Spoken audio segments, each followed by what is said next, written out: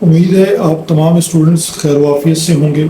ठीक है, और अपनी प्रैक्टिस पर तवज्जो दी हुई होगी आप सब ने। ठीक है, क्योंकि ये टाइम अब ऐसा है, लास्ट के हमारे पास 10 से 12 दिन है। ठीक है, और फेडरल बोर्ड के एग्ज़ाम्स स्टार्ट होने वाले हैं।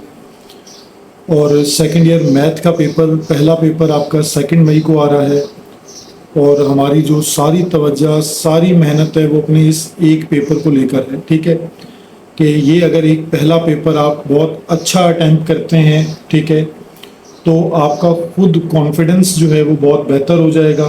ठीक है, मोराल आपका हाई हो जाएगा। ठीक है, और मैथ का पेपर ऐसा पेपर है जिसके बारे में आप सब जानते हैं कि आप मैक्सिमम नंबर 100% नंबर स्कोर कर सकते हैं। ठीक है, लेकिन अब यहाँ दो तरह के मसले हैं। ठीक है, एक तो वो स्टूडेंट्स हैं जो 100% स्कोर करना चाहते हैं, और एक वो स्टूडेंट्स हैं जो जस्ट पास होना चाहते हैं। उनको इस वक्त ये मुश्किल है कि वो किसी तरह पास हो जाए। ठीक है, यानी ये दो अलग तरह के स्टूडेंट्स की कैटेगरी है। और एक मीडियोकर स्टूडेंट है जो 50-60 नंबर पर, 65 नंबर पर खुश हो जाता है कि मैंने काफ़ी स्कोर कर लिया। ठीक है, अब ये तीनों तरह के स्टूडेंट्स को हमने डील करना है। ठीक है, और तीनों तरह के स्टूडेंट्स को ही हम टीच कर रहे होते हैं।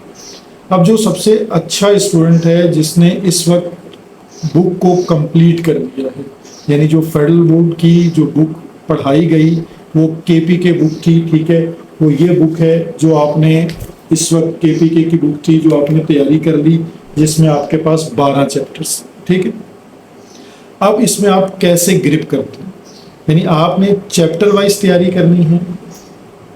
चैप्टर के वेटेज को सामने रखना है कि इस चैप्टर से मैं ऑलरेडी ये पोस्ट में बता चुका हूँ कि किस चैप्टर का कितना वेटेज है। आपने उसको तैयारी, जब चैप्टर की तैयारी करें साथ ही उसके एमसीक्यूज तैयार करें। ठीक है, अब आप जब एमसीक्यूज तैयार करते हैं तो जो 20 नंबर हैं आपके, वो आपके आपके ग्रिप में होते हैं, आपके हाथ में आ जाते हैं। अब तक आप कॉलेजेस के जो एग्ज़ाम्स हुए हैं, आपने प्री बोर्ड देख लिया होगा, फजाइया के स्टूडेंट्स ने जो है वो सेंडअप्स को देखा होगा, मॉडल पेपर देख लिया। इसके एमसीक्यूज ऐसे नहीं हैं जो आप आगे पीछे से इशारे से पूछ के चीटिंग करके आप उनको आप कहेंगे मैं 20 के 20 मार्क्स उसमें हासिल कर लूँगा। ठीक है, तो ये बिल्कुल नामुमकिन बात है। एमसीक्यूज जो है वो डेली बेसिस पर आपको 10 तैयार करने चाहिए। ठीक है, डेली बेसिस पर आपको फार्मूले रिवाइज करने चाहिए। आप इंटीग्रेशन के फार्मूलों को देख लें, वो फार्मूले रेगुलर प्रैक्टिस अगर नहीं होगी तो फिर आप ये भूल जाएंगे वो क्वेश्चन आप अटेम्प्ट कर सकेंगे। वो at the time of paper आपको फार्मूला ही याद नहीं आएगा, तो एक अच्छा स्टूडेंट भी यहाँ जाकर फेल हो जाता है। तो अच्छे स्टूडेंट के लिए तो यही टेक्निक है कि पहले वो चैप्टर को तैयार करेगा चैप्टर वाइज, देन उनके एमसीक्यूज तैयार करेगा, रेगुलर फार्मूला की प्रैक्टिस करेगा। ठीक है, इसके बाद जो एग्ज़ाम प्रिपरेशन सीरीज़ है जो मैं रेगुलर बेसिस पर अपलोड कर रहा हूँ, उसमें पास पेपर्स और दूसरी बुक्स जो हमारे पास कराची बोर्ड की बुक है और बलूचिस्तान बुक है, इनके जो इम्पोर्टेंट क्वेश्चंस हैं वो आपको शेयर कर रहा हूँ, उनके क्वेश्चन सॉल्व करके आपको भेजता जा रहा हूँ। ठीक है, ताकि आपको रिसर्च करने में आपका टाइम ज़ाया ना हो। आपने चैप्टर केपी के बुक से तैयार कर लिया, अब आप ईपीएस के क्वेश्चंस को सॉल्व करेंगे तो आपका पास पेपर वाला मसला भी हल हो जाएगा और आपकी दूसरी बुक्स के क्वेश्चंस भी सॉल्व हो जाएंगे। ठीक है, अब आ जाते हैं हम जो मीडियोकर स्टूडेंट होता है ना, जो बीच वाला स्टूडेंट है जिसका अभी कुछ तैयार है, कुछ चैप्टर तैयार नहीं है। अब देखिए, उसमें भी आपको ये तवज्जो देनी है। ऐसे स्टूडेंट का सबसे बड़ा मसला ये होता है कि वो जिस चैप्टर को कहता है कि मेरा वो चैप्टर तैयार है और उसी का क्वेश्चन उससे अटैम्प्ट नहीं हो रहा होता। हमारी तो रेगुलर प्रैक्टिस से देखें स्टूडेंट्स को हम डील करते हैं, रेगुलर बेसिस पे हम ये देख रहे होते हैं कि जो स्टूडेंट कहता है जी मेरा फंक्शन एंड लिमिट्स तैयार है, उसे आप कंटिन्यूटी एंड डिसकंटिन्यूटी का क्वेश्चन है वो सॉल्व नहीं कर पाता। डिफरेंशिएशन तैयार है, डिफरेंशिएशन का थोड़ा सा टेक्निकल क्वेश्चन दे देते हैं, वो उससे सॉल्व नहीं हो रहा होता। इवन क्वेश्चन रूल ठीक अप्लाई नहीं होता। तो ऐसे स्टूडेंट्स जो हैं वो जो लिमिटेड चैप्टर पे जाते हैं कि जी कुछ चैप्टर छोड़ रहे हैं और कुछ ग्रिप कर रहे हैं, तो जो ग्रिप कर रहे हैं फिर उनको 100% ग्रिप करना है। और उसके पास पेपर के क्वेश्चन यानी सेम आपको एडवाइस है कि आपने उसकी एग्जाम प्रिपरेशन सीरीज से अपने जो पर्टिकुलर चैप्टर आप तैयार कर रहे हैं, ठीक है, उन चैप्टर्स को आप पास पेपर के अकॉर्डिंग एमसीक्यूज और उन चैप्टर का 100% ये ना हो कि फिर आपने उस चैप्टर की भी 2 एक्सरसाइजेस की हैं और 2 नहीं की, तो सवाल अगली 2 से आ गया तो आप फिर बैठे हुए हैं, ठीक है। तो ये प्रॉब्लम बहुत ज़्यादा होती है कि स्टूडेंट ये कह रहा होता है जी मैं 50 नंबर तो ले लूँगा, और फिर उसके 50 नंबर लेना भी मुश्किल हो जाते हैं, ठीक है। तो आपने जो चैप्टर तैयार कर लिए हैं, अब आपने 6 चैप्टर तैयार किए हैं, 7 तैयार किए हैं, उनको 100% तैयार करेंगे, उनके एमसीक्यूज़ को तैयार करें, उनकी एग्जाम प्रिपरेशन सीरीज़ की वीडियो से उनके इंपॉर्टेंट क्वेश्चंस को गो थ्रू कर लें। अब वो बच्चा आ जाता है जो चाहता है कि मैं तो फेल होने वाला हूँ, मुझे ऐसी एडवाइस कर देंगे मैं पास हो जाऊँ। तो पास होने के लिए भी आपको minimum chapter number 2 function and limits जिसका वेटेज 11% है, फिर डिफरेंशिएशन जिसका चैप्टर वेटेज 11% है, 2 चैप्टर ये हो गए। फिर आप आ जाएंगे चैप्टर नंबर 5 पर, ठीक है, इसकी 2 एक्सरसाइजेस है। फिर चैप्टर नंबर 10 इसकी 2 एक्सरसाइजेस हैं, चैप्टर नंबर 11 की 2 एक्सरसाइजेस हैं, चैप्टर नंबर 12 की 2 एक्सरसाइजेस हैं। ये टोटल 6 चैप्टर बनते हैं। ये अगर आप मिनिमम जो बच्चा जिसको इस वक्त ये लग रहा है कि मैं पास नहीं हो पा रहा या मेरा पास होना मुश्किल है, वो इन चैप्टर्स को बहुत अच्छे से गो थ्रू कर ले, जो मैंने आपको 6 चैप्टर्स बताए हैं, चैप्टर नंबर 2, 3, 5, 10, 11, 12। तो बहुत उम्मीद ये है कि इनमें से 2 या 3 एग्जैक्ट लॉन्ग आपको मिल जाएंगे और 5 से 6 शॉर्ट क्वेश्चन आपको मिल जाएंगे। आप इनके एमसीक्यूज तैयार करेंगे तो आप उस बॉर्डर लाइन, जो 40 वाली बॉर्डर लाइन है जहां आपको लगता है कि आप फेल हो जाएंगे, आप उससे बच जाएंगे इंशाल्लाह, ठीक है। तो ये तो तीनों तरह के स्टूडेंट्स के लिए अलग अलग एडवाइस हो गई, ठीक है। इसके बाद देखिए मैंने आपको एक तो एग्जाम प्रिपरेशन सीरीज में तमाम तर पास को, जैसे देखें ये पंजाब टेक्स्ट बुक है हमारे पास जो प्रीवियसली यूज कर रहे थे हम, ठीक है, यानी फेडरल बोर्ड के स्टूडेंट्स इसको अच्छी तरह जानते हैं जो पिछले साल तक के स्टूडेंट थे। अब इस बुक में कंटेंट चेंज था, यानी इसमें 7 चैप्टर थे, अब 7 में से 2 चैप्टर बिल्कुल हटा दिए गए हैं। डिफरेंशिएशन, इंटीग्रेशन, फंक्शंस आपको इस बुक से मिल जाता है, आप इसको यहाँ से भी प्रैक्टिस कर सकते हैं। लेकिन मेरी रेकमेंडेड बुक में ये वाली जो बोर्ड ने बुक रेकमेंड की है, ये कराची बोर्ड की बुक है, ठीक है। ये बुक और केपी के बुक 100% सेम बुक्स हैं, ठीक है। आप कराची बोर्ड की बुक से प्रैक्टिस कर सकते हैं, वो मैंने ऑलरेडी जो है जो एग्जाम प्रिपरेशन सीरीज रेडी की है वो इसी बुक के साथ रेलेवेंट है, यानी केपी के बुक, कराची बोर्ड बुक और पास्ट पेपर्स।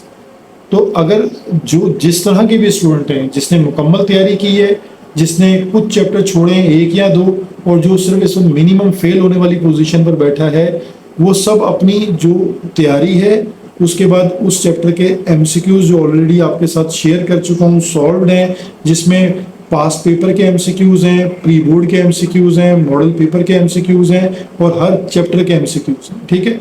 तो आप ये जब तैयारी कर लेते हैं, देन अगर आप एग्जाम प्रिपरेशन सीरीज को ग्रिप कर लें तो मुझे बहुत उम्मीद है कि आप सब पेपर में आपको क्वेश्चंस बहुत अच्छे से क्लिक होंगे, आपको ये समझ आएगा कि ये कौन सी कंडीशन का क्वेश्चन है।